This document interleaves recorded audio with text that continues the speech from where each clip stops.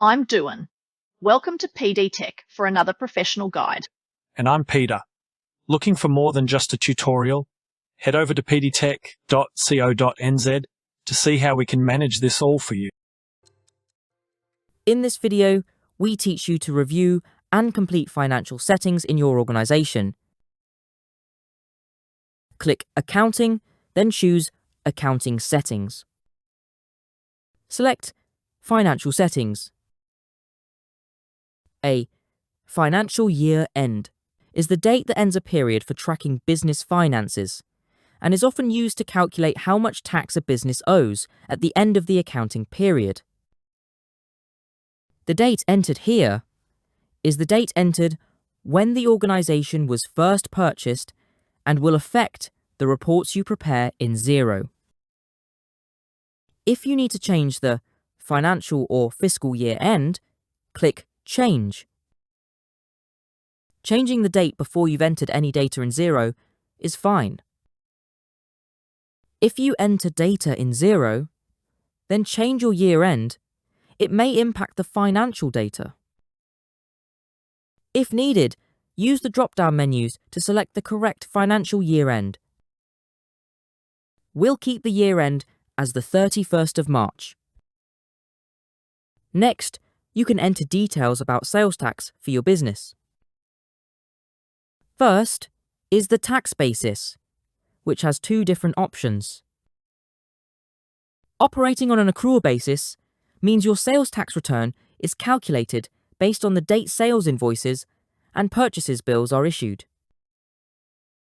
Operating on a cash basis means your sales tax return is calculated based on the date money is received or paid. Selecting the correct basis is important to ensure Xero accurately calculates sales tax. We'll choose accrual basis for this example. Your tax ID number is the tax number you hold with your relevant tax authority.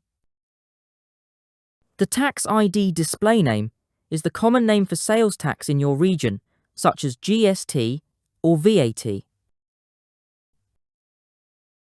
Your tax period is the frequency you report sales tax.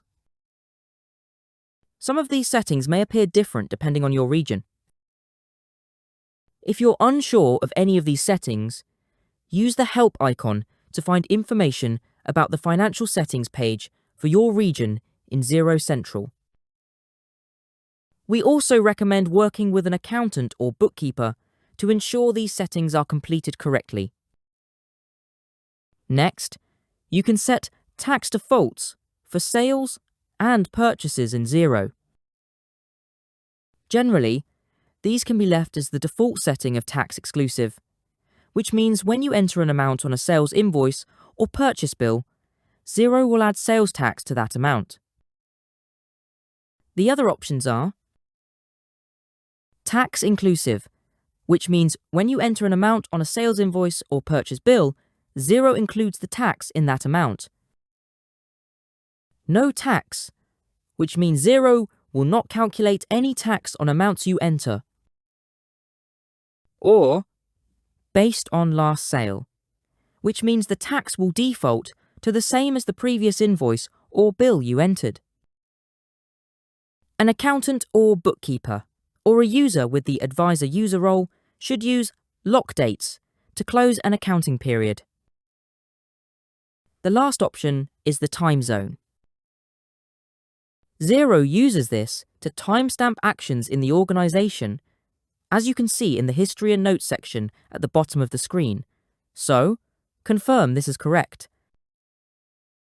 Once you've confirmed the details, click Save. Now you can update and confirm your financial settings in Xero.